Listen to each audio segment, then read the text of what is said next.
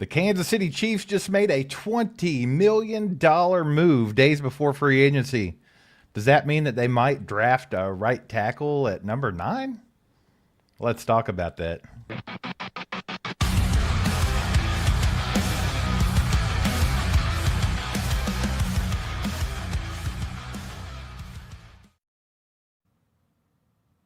Good morning, Chiefs Kingdom. How we all doing, ladies and gentlemen? How we doing? We got some big news from Adam Schefter this morning. We're going to talk about all that and much more. But first, do us a favor, hit that like button, get this out to as many people as possible. And also, we got to shout out the sponsor of today's live stream, DraftKings. There is nothing like the rush of game day, and that's why we've teamed up with DraftKings Sportsbook to help you get started. If you love the thrill of live betting, DraftKings has got you covered. You can bet live on star player props and in-progress games right as they happen. Right now, new customers can bet just $5 and get $200 of bonus bets if your bet wins. Simple as that. Just sign up using our promo code ACU. With DraftKings, the crown is yours.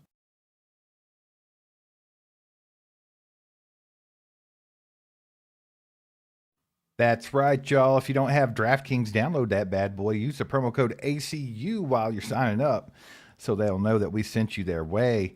As of this morning, Monday, March the 2nd, 2026, Mike, ESPN's Adam Schefter has indeed reported that the Kansas City Chiefs have informed right tackle Jawan Taylor that he will be released before the start of the new league year, barring a potential trade. How are we feeling about it, Michael? Yeah, well, it's not really news. We all knew it was going to happen. But I will say this. We had threw out during maybe as early as last offseason that the Chiefs may be experimenting with possibly extending Jawan Taylor rather than releasing him outright. Yeah, because if he got a little better, the right tackle was a little uncertain. People thought that was a little crazy, but it had picked up steam over the past few days. I'd seen a bunch of different outlets talking about how we shouldn't even be cutting him. We should be extending him. And so I think it's better that we went ahead and cut Jawan Taylor. I don't think at this point his problems were correctable. If they were, they would have been corrected already. And I'm tired of watching him false start. I'm tired of watching him line up wrong. And I'm tired of watching him kill drives in the red zone. And so for that reason, adios amigos. Why did you just remind me of Shark Tank? And for that reason, I'm out. That's hilarious. Well, let's talk about those cap savings for a second. So releasing or trading Taylor is going to free up $20 million in cap space. But there is some dead money, Mike. There's $7.39 million of dead money that comes along with that. The significance of the whole thing, the move effectively makes the Chiefs cap compliant ahead of the new league year, giving them breathing room, which they need to operate free agency, and they also need to sign some draft picks, right? So they still got to clear up some more money. This can't be the end of that. So there will be much more coming. But that's the thing, Mike. You mentioned the penalties. You mentioned the Jawan Taylor fiasco with penalties. He's the NFL's most penalized player during his tenure in Kansas City. He had 49 flags since 2023, which is pretty wild. But while you're removing that penalty headache, you're also creating a massive physical void at right tackle right now. I understand that we have Jalen Moore, and I think he's probably going to get the nod to start over there this season, barring them getting another right tackle or drafting one or something like that. But I mean, if either way, you're looking at quite a bit of an experience gap. Jawan Taylor's been over there for quite some time now. He is a good right tackle when he's not getting penalties thrown his way. Yeah. And I mean, we have to worry about protecting Patrick Mahomes at all times. I mean, that's just something that you have to always consider. And if you don't, it'll sneak up and bite you in the ass like it did in the Super Bowl against the Buccaneers and a couple years ago with the Eagles. Yeah, absolutely. You got to keep tackle, and you got to keep the offensive line, just up to par here. You can't have Patrick Mahomes being injured again.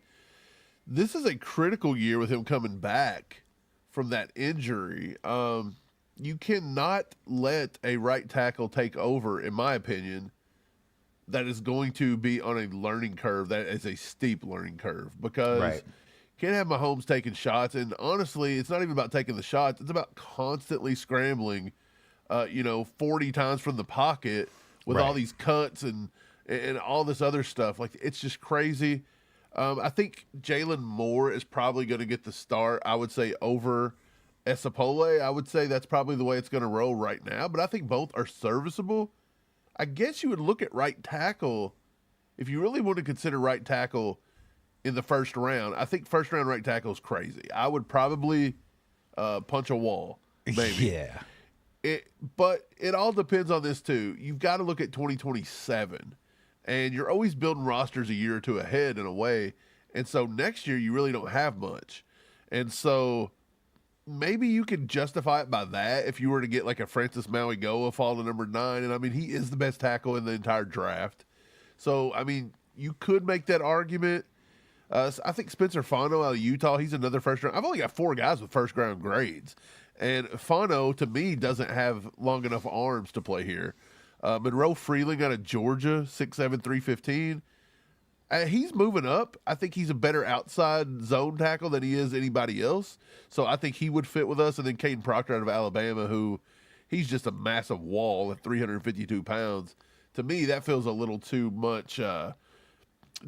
Just too much. Caden Proctor, just to me, just doesn't have a lot of the things I love about him. So for me, it's literally like Mauigoa or Freeling at 9. Can Freeling even get up to number 9? Would the Chiefs even consider that? I'd be much more comfortable if you just traded back to do something like that. Then I would be a little bit better with it. Yeah, I saw Jeff Schwartz tweeting that no one's considered that, that the Chiefs could just trade back. I think it was Mitchell that said it. Was it Mitchell Schwartz? Or was it Jeff? It was I don't one of know. them. It was one of the two, but either way, it's like, what are you talking about? Yeah, what are you talking about? We've been talking about this for a lot of since people's been December. talking about this. That's wild. Shout out Greg Goodwin with the 2-bomb, by the way. It says, good morning to the Kings of Chiefs chat. Let's freaking go. Let's go, Greg. Appreciate the 2, buddy. But yeah, talking about replacement, and you mentioned pretty much all of this, but I mean, you got Jalen Moore in house.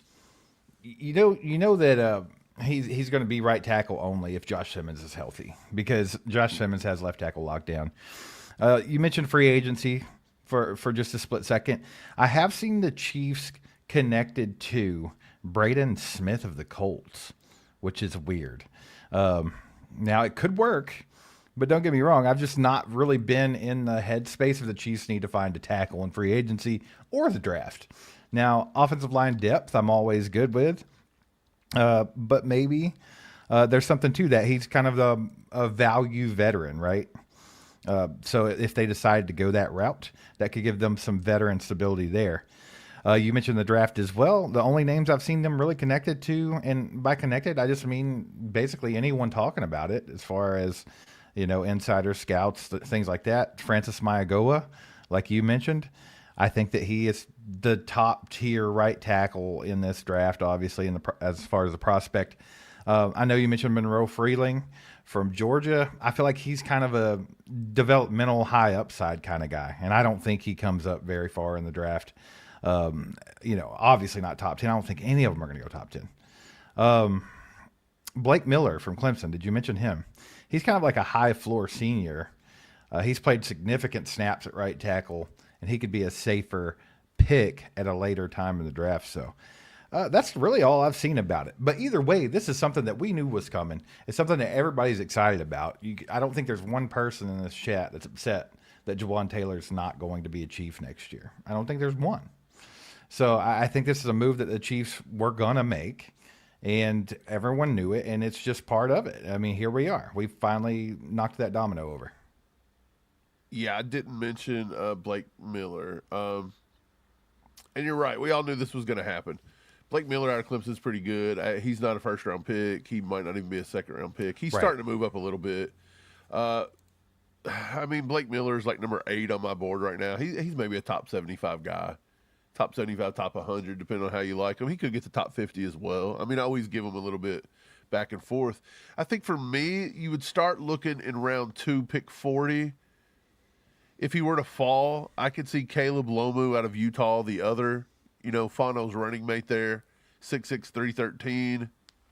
He's an outside zone kind of guy. I could see that. I just don't think that when I watched Utah tape, I don't think that they used him enough in the run game because he wasn't as capable of it. And I feel like, again, if, say, you were to get Jeremiah Love in round 1 and then pick Lomu in round 2, you're taking a guy that's not very good with the run game, and you just drafted a running back. Like, make that make sense. And so it takes him out. I think the favorite at pick 40, if he were to fall, and I don't know if he will because he could be the second tackle, third tackle off the board because of the way he's looked, is Maxie Honachur out of Arizona State. Right. 6'6", 325. I think he's definitely probably a top 50 guy. I think he may slide into the back end of the first round. Hell, you can make an argument he's the second best tackle in the draft if you really want to go off of it. So, there's plenty of possibilities here. You could also wait till day 3. You got like J.C. Davis. You've got Emil Wagner from Notre Dame. You've got some guys like that. Drew Shelton out of Penn State. They're all pretty serviceable. Or you just don't. Don't. Do you think this maybe, though, you think this could possibly open up a door for, say, Oregon's Isaiah World, who had an ACL injury in the playoffs, and he may have to sit out this next year, but by all means, he was a first-round tackle talent like Josh Simmons, and now you may be able to get him in like round 3, round 4, round 5 because of that injury, and he gets to sit a year. That could be pretty crazy if they was to do something like that. Well, I mean, you have Jalen Moore on a contract for 1 year, and he is the most likely guy at right tackle right now. I mean, I know some people's brought up Esapole, and we've talked about him before too. He actually impressed all of us with his play last season, but he's still pretty raw. He's young. He doesn't have a whole lot of experience in general, and now he's got his feet wet in the NFL, and he looks pretty good. So having him as a backup swing tackle, I'm okay with. Wanye Morris, I think he needs to be the next one out the door. I don't think he offers us anything. And then who else do you even have? Chugodrick? I think it's, yeah. He looked okay last year. Yeah, at times. So I think Wanye's got to go. And then you're looking at, depth of, let's see, probably still have 4 or 5 tackles on the team. I don't know if you have to go get one at all. Like, you don't have to. You absolutely don't have to draft one. Do you think they could sign Charlie Heck, Andy Heck's son? He plays right tackle. You want to do that? I mean, why not? It's decent depth. There was some smoke. If you remember just a few weeks ago, we talked about it. Somebody had linked it. I don't remember who it was. Somebody had linked us to the kid out of Green Bay. The left tackle there out of Green Bay. Oh, yeah. Rasheed Walker. Yeah, Rasheed Walker. That was who it was. That's how much I care. I couldn't even remember his last name. That's wild. Yeah, I just kind of wrote that one off. To me, he plays left tackle, and I just think he costs too much. Yeah, he's expensive. Sammy in the house with a 2 says, from what I've seen, the Chiefs can get a defensive end in round 3. So there's so many different scenarios with this draft. And that's kind of what we wanted to talk about today. Was now that you know that Jawan Taylor 100% is not going to be a Chief next season, like how does that change the draft trajectory? And we still don't really know until free agency takes place. So it is what it is. And now we're looking at potentially getting tackle into the mix. So what do you think, Mike? Yeah, Chiefs get a D in round 3. Chiefs could get a D in any round. I mean, it just kind of depends on how the board falls. But yeah, there's a lot of defensive ends in round 3 that would be okay, I guess. I think where I get a little iffy is because this draft has tons of just undersized guys. They're just littered throughout. I mean, from Arvell Reese at 241 to Derek Moore at 255, those are all kind of to Nadami Tucker. Yeah, those are all less than ideal sizes that the Chiefs don't really mess with. Josh Josephs, 242. R. Mason Thomas, 241. Jay Sean Barnum, we talked to him, but he's only 240. I mean, what's the odds? Romello Height, 239. Like, we're dipping down in the low 200s here for pass rushers now. Before we know it, they'll be, running some hook routes on the offense and playing a little defensive end on the defense. So, absolutely. Well, guys, we appreciate you all being here. Do us a favor. Hit that like button if you haven't already. If you haven't subscribed to the channel, do that right now. Let's freaking go. Mike, I don't think this changes anything for me as far as how I feel like the Chiefs should attack free agency or the draft. It doesn't change anything for me because we were already planning on them releasing Jawan Taylor. Absolutely. And we're already just basically planning on taking the best player available. It's not like that they came out here and surprised everybody, so it doesn't really change anything for me. Like, I think the Chiefs still need to attack the draft. They need to attack free agency more than they have in the past. I think that they need to take a bigger swing. I think if they want to make a big impact at running back, I think they have to look at some running backs, whether it's Brees Hall, if he doesn't get tagged, or Travis Etienne.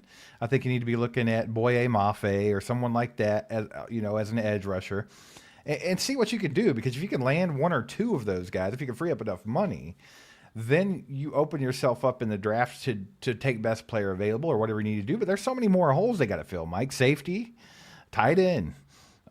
Keep going. Now we're talking about offensive line. We're talking about defensive ends. We're talking about defensive tackle, linebacker if Leo walks. I mean, there are a lot of holes to fill. Yeah.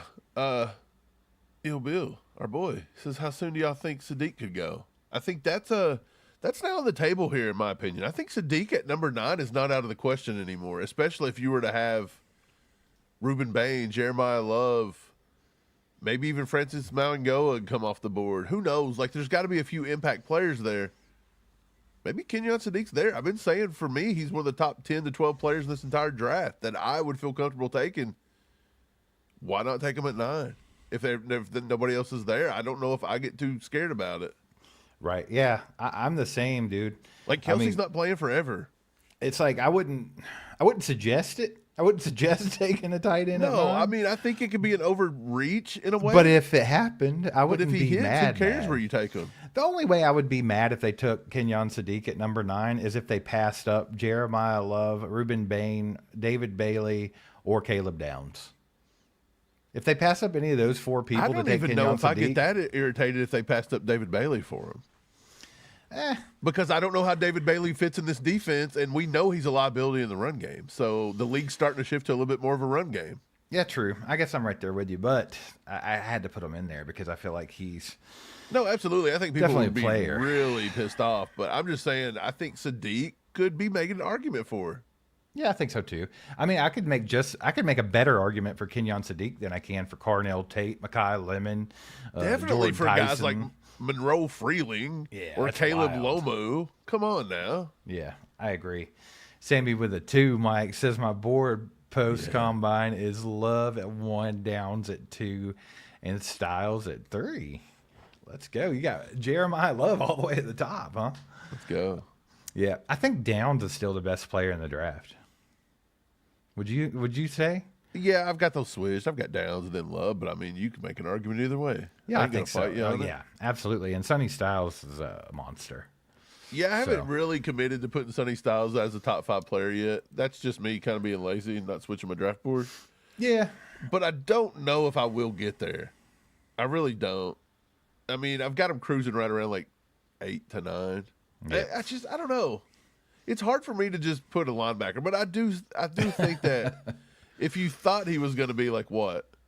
Like Micah Parsons, I guess, which he very well could be, then I guess you do it. But those are always like after the fact kind of things. Like, oh, how did we miss that? How did we miss that one? Our girl Nikki in the house says, "What do you see as a realistic playoff chance for this year, or is it way too early?" So I will opt to the way too early thing because we don't have any idea how this team's going to look. However, it doesn't matter to me really what they do as long as they plug up some holes. Even if they only do what they've been doing, Mike, to where it's like nothing fancy, just draft, fill the holes. Don't get some mid-tier people as far as free agency. I still think the Chiefs' chances of making the playoffs next year are very high. And the reason being is they played about as bad as you could play in the 2025 season. They just did. And if you go back and look at it, there were probably 9 games where they were 1 score away from winning them. So if things just bounced their way, it would look like the year before. And they could have been in the playoffs. So now I'm sitting here thinking, like, this team is there a world, Mike, where you think next year's squad is worse than last year's? Yeah, if Mahomes can't get back healthy. That's about it, right? That's it. And we don't know how that's going to go. I know he's shooting for week 1. A lot of people are saying week 4 is more feasible.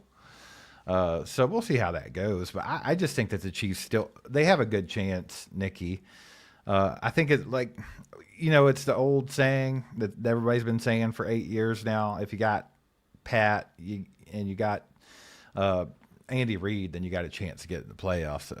Always have a good chance to get to the playoffs. So Yeah, I'm going to lean more towards if you got Pat, you're going to the playoffs. yeah, Because without Pat, even with subtle Andy Reid, we couldn't dig even score a at Big touchdown. Red. Hey, I wasn't the one out there doing it. We got Burrito Bandito. Love that freaking name. With the 2. Says Zion Young pick in the second round would be dope.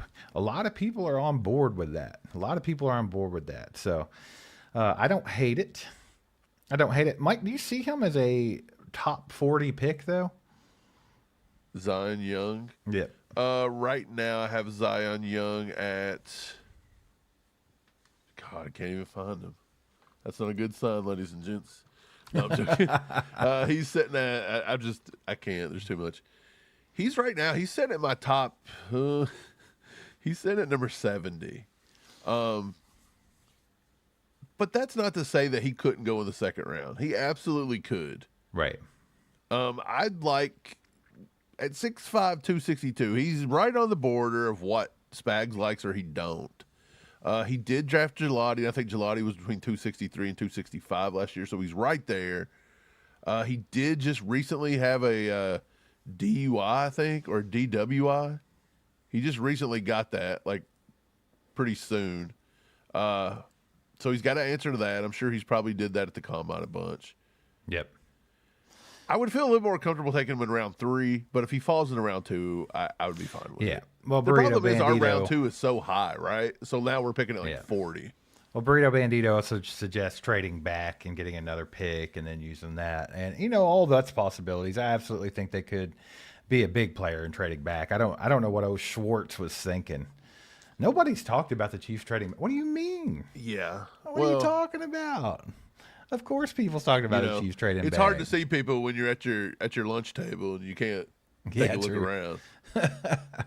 We got Maddox in the chat saying, will the Chiefs get Carnell Tate?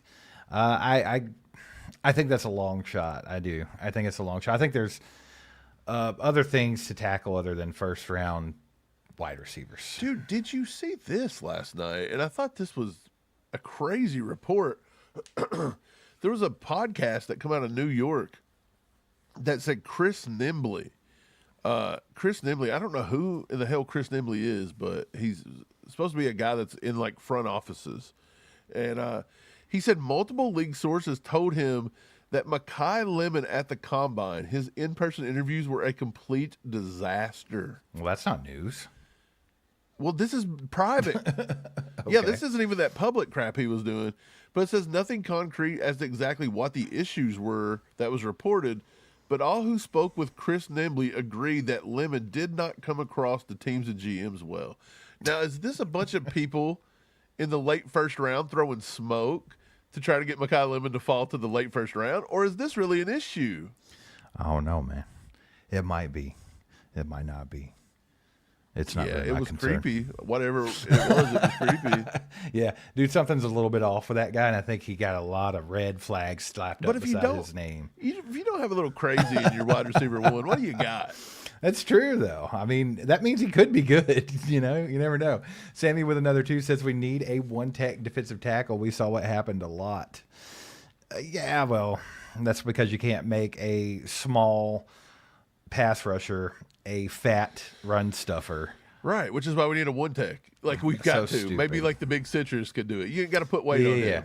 You ain't got to put weight on some of these guys. I like that idea. There was another kid that I've been liking too, Steve. Go ahead. I'll find him. I was just saying, it's not really like it takes much to replace a Derek Nottie. So, I mean, just draft one in the 7th round and call it a day. Right. I think Caleb Banks fits that pretty well. From Florida?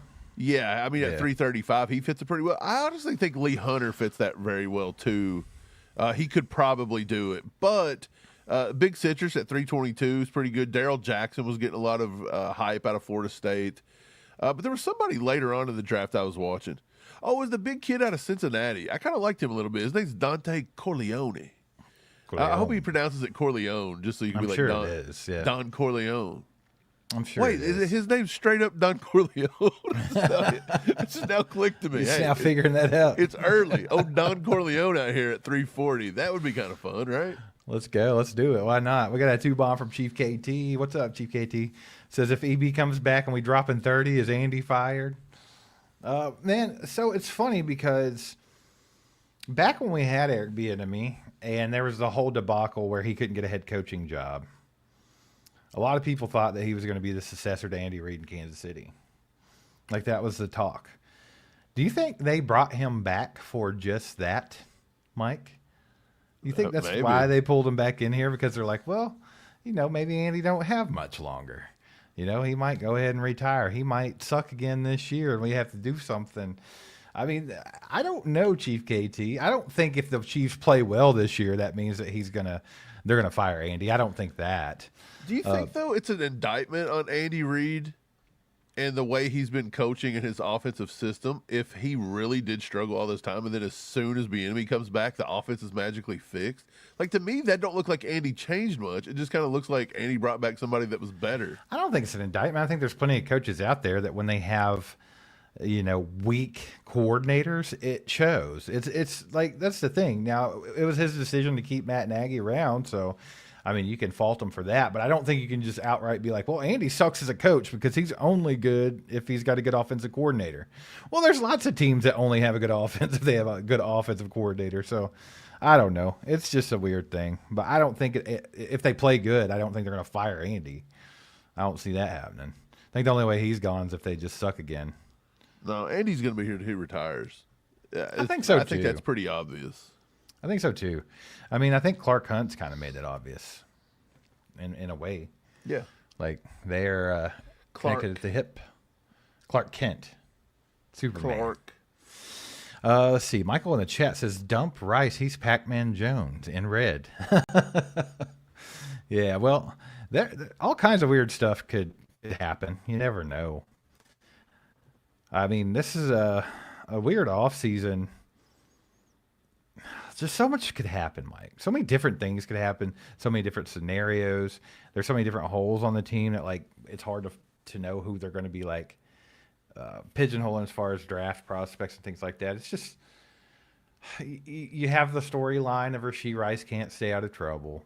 You have the storyline of, trading him or getting rid of him. You have the storyline of trading McDuffie to get draft picks or not. I don't know, man. It's just so wide open at this point. So I think like once free agency takes place here in a couple weeks, I think it starts. Maybe the picture starts getting a little more clear. I don't know. Possibly. Hey, we got some dropping news. Dropping news. Some breaking news just dropping right now. I'm going to drop it on you. Swanging news. Actually, it was probably just about 10 minutes ago, I guess, but I just now had X open. Here it is. Adam Schefter reports the Lions are sending Montgomery to the Texans for a 5th-round pick. I'm much rather see him with the Texans than the Chiefs, so I'm kind of glad about that. Yeah, there were a lot of people that were kind of on that. Like, Take that off the table for us. For a 5th-round pick, I'm sure there's going to be at least a couple people that's like, we should have got him for a 5th-round pick. I just don't think David Montgomery was the answer to the Chiefs' problems. Like, I feel like he's more of the same. Yeah, he's not going to be like super, super explosive. Again, he had 5, I think, plus 15-yard carries last year, and 3 of them were within 15 and 19. So Right. It's not really like he's overly explosive. Yep. I just think that you can't really give up draft picks. If you were to give up a draft pick for him, you wasn't going to draft one. Yep. What's up, JCP? Let the boy watch. Let him watch. We got a 2 from Sam. He says draft Caldwell in the 4th and bring Thornton back. Could you imagine? You're gonna have two big old tall lanky dudes running 4.2s or whatever. What did Caldwell actually run? A 4.3-1 or something like that? Yeah, he was fast, but Caldwell's a bad wide receiver.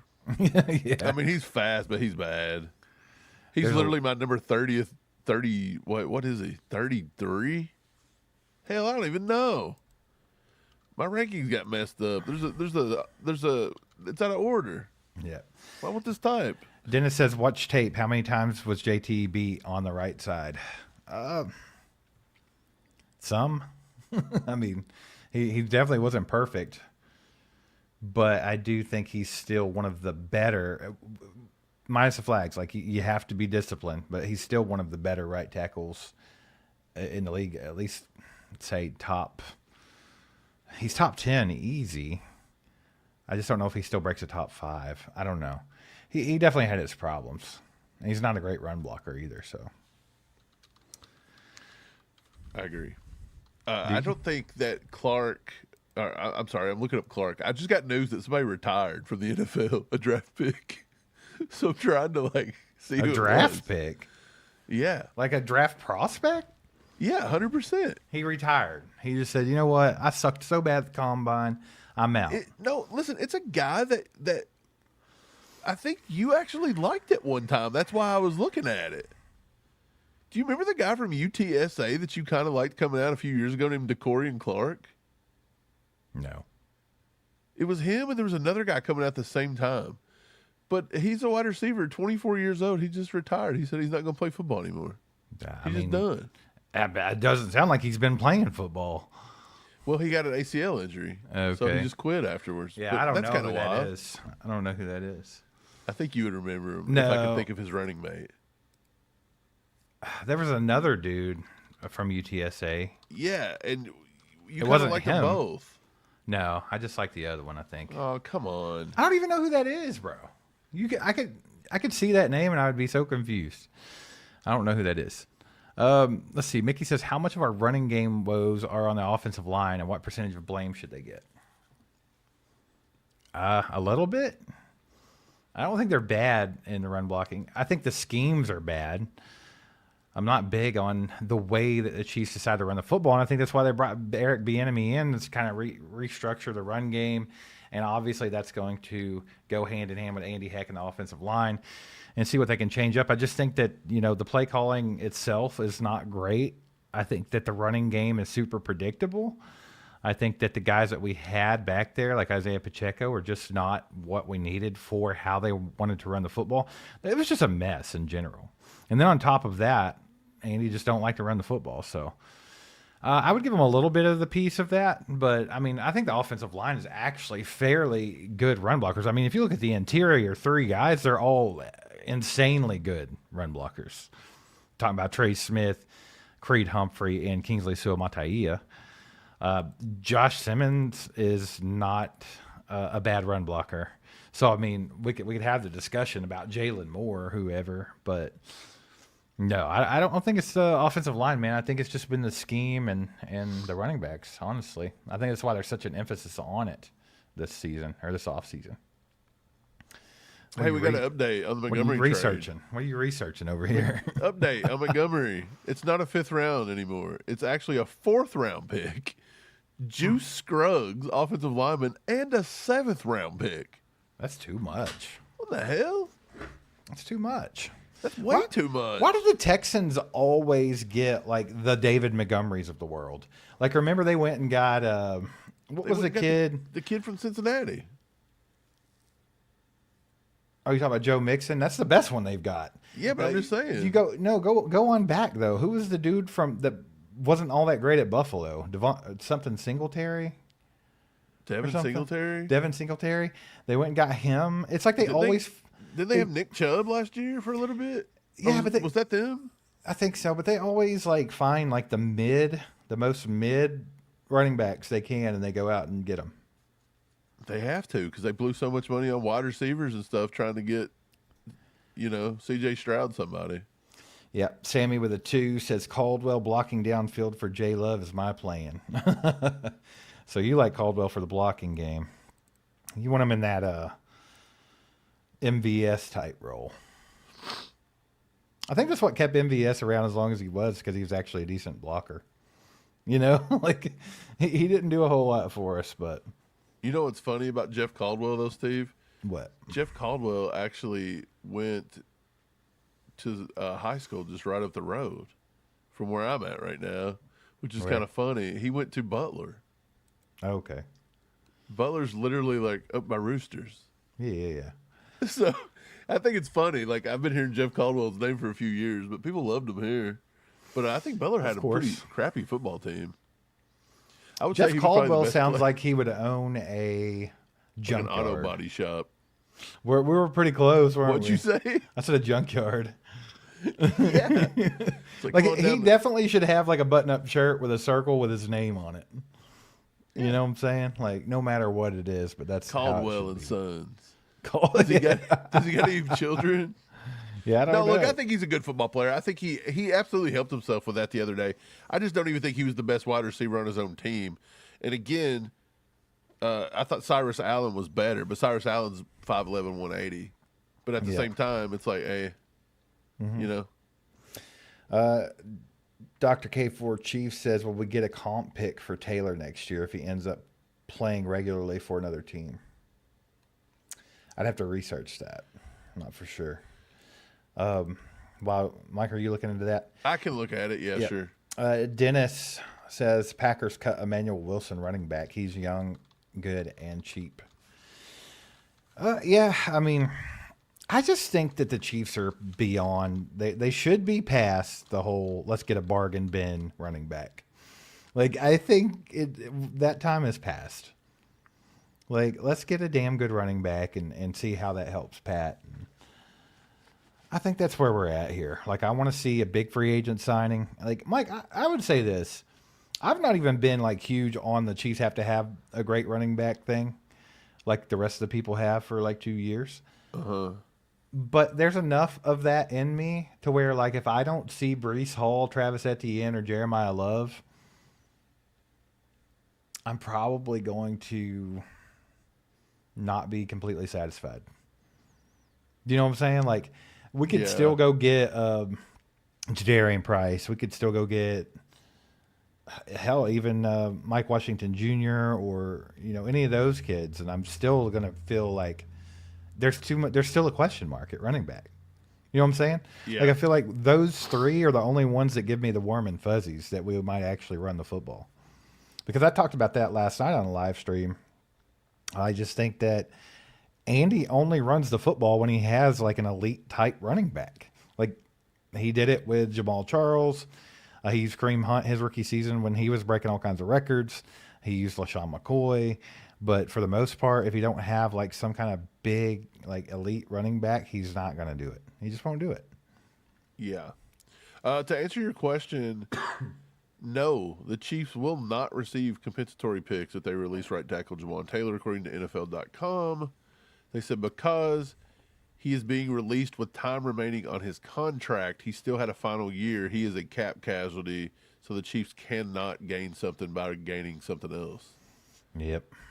And then, listen to this one. According to CBS Sports, the Chiefs attempted to trade Jawan Taylor before they cut him. Well, yeah, I mean, that was what Schefter reported. Now, I don't know. Did he? He literally said they're going to cut him if they can't trade him.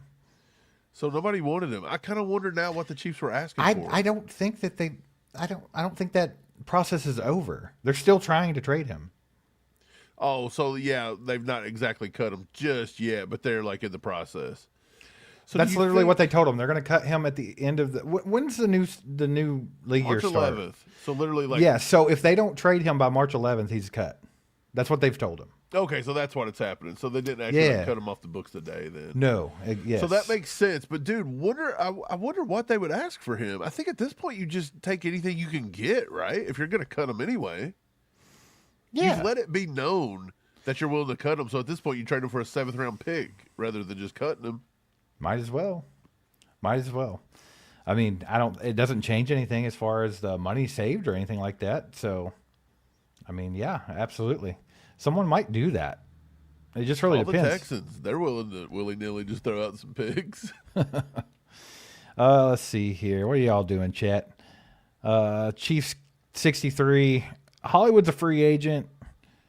I don't think they sign him back. So, yeah, I think Hollywood's time is done here. What's up, Renee? Good to see you. Better late than never. You know the old saying around here. Carl says, get Etienne and draft Bain. I wouldn't be mad at that combo if that happened. Let's see. Here, let's play a game. Would you rather have Etienne and Ruben Bain as a combo, or would you rather have Boye Mafe and Jeremiah Love as combo number 2? Which one would you take? Ooh. That's tough, but I do think that, Well, I don't know because I'm not like 100% sold that Ruben Bain's gonna be like the dude. That needs to be a question for the chat. That's a fun one. Let's say it one more time, and I'll put it in. So it's free agent Etienne, and then you draft Bain at number 9, or you free agent Boye Mafe and draft Jeremiah Love at number 9. I almost like that one better. You're a little I don't. worked up I over don't Love know. at 9, huh? I don't know though. I don't know because I don't know.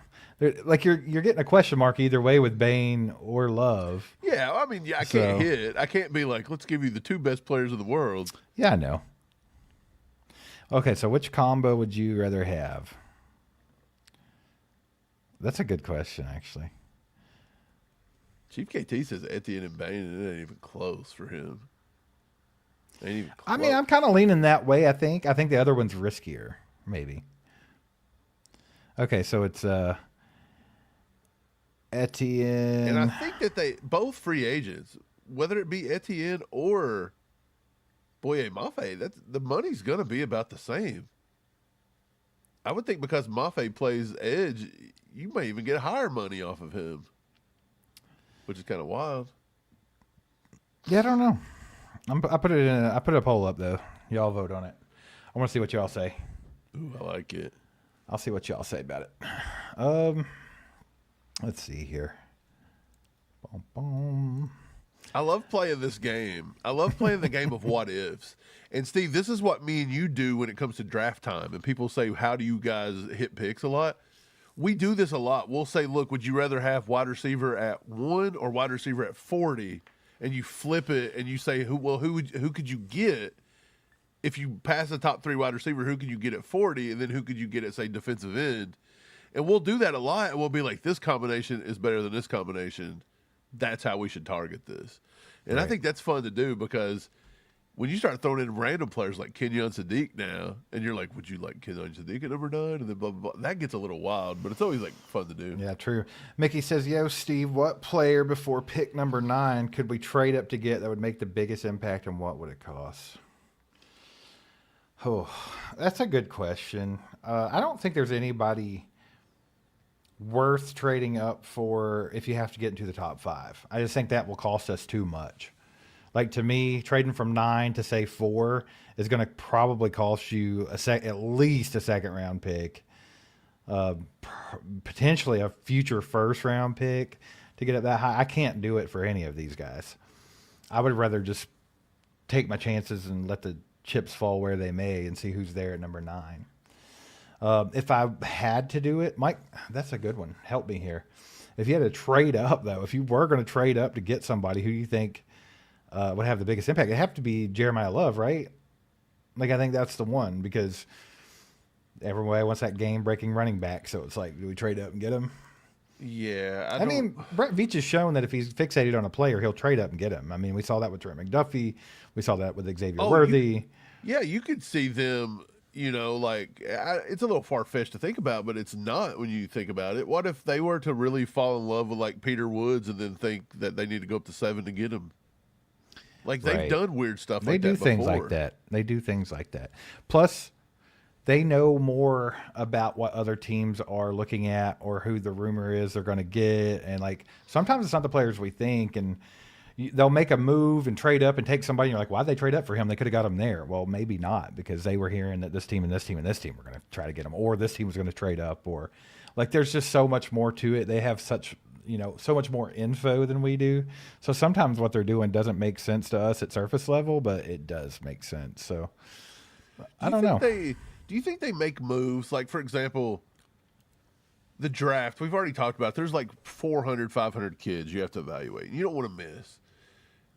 To be so open where it's just best player available, do you think they make moves sometimes just off players they have that they can see that, look, they've been in the system, they've been serviceable, they've at least made an NFL team?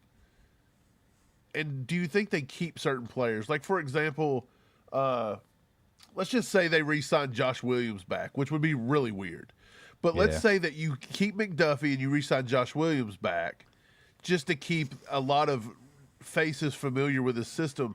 And then that eliminates basically the entire corner that you have to really scout and pay attention to in the draft. You know what I mean? Like you knock off big chunks of the draft to where you have to focus on. Do you think that that's something they do or no? Maybe.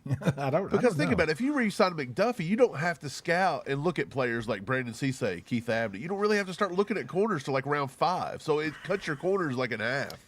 I think it just goes into the same way as like free agency, where it's like, how do we want to attack this whole thing? It's like we have this hole, this hole, this hole, this hole, this hole. Where do we start? And do we even start with said position or whatever, or do we just see who are the best players available that we can get that fills a need? So sometimes I think it just kind of, it's Right. not I think that exactly, you I don't think have the that you script here. You're just Right. like, oh, we could get Brees Hall. So check mark. Right. I think You you know? got to look at where you need the holes, and then you kind of Yeah. like circle the most important ones, and that's where maybe you focus free agency on. And then if you don't get that in free agency, now you got to look at the draft right there for those important ones. Right. And everybody else, you can just kind of go cheap with it. Yep. What's up, Steve? Oh, good to see you, buddy. Mickey Moonrock says trade McDuffie for Achan. Let's see, take BPA at 9 and get Pawns at 40. That'd be pretty wild. Would you take Trent McDuffie in a trade for Achan if they were to give you, say, a second-round pick next year with it? Yeah, I'd definitely have to have something with it, for sure. Yeah, it's But not I mean, gonna I be a wouldn't be one for mad at one. that. I wouldn't be mad at that because I think Achan fills that hole better than a lot of the free agents that we've talked about, better than, everybody in the draft, maybe even better than Jeremiah Love. I'm not saying prefer Achan over Yeah. any of the free agent running backs. But we were trying to get an Achan trade last year. Yeah, true. Sammy with the 2 says rumor is the Saints draft Falk. Take him. Yeah, Have fun with it. I feel like that's a rumor. Yeah, I think so too. I think they're blowing smoke. I don't see that one happening, Sammy, but you never know, I guess. You never know. Guys, real quick, just wanted to thank everybody for being here this morning. Do your boys a favor. Hit that like button if you haven't yet. Also, subscribe to the channel if you have not subscribed. It says a lot of you guys watch but haven't subscribed. Nay, I say. Go hit that subscribe button and let's get this thing built up.